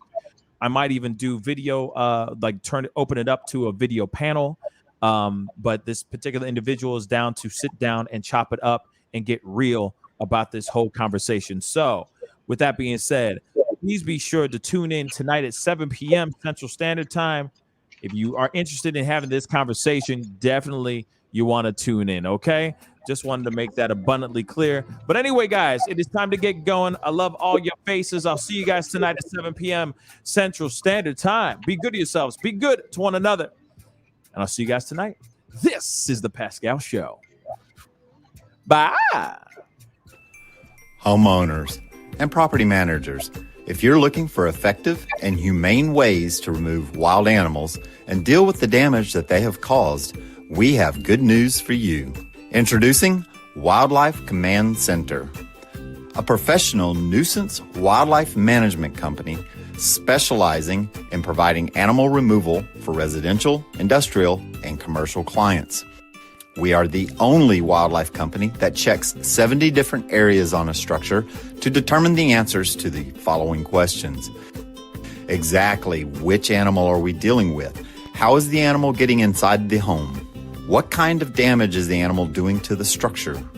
Once we get the answers to all of these questions, we develop and write up an action plan to resolve the animal issue completely and provide a quote to implement that action plan.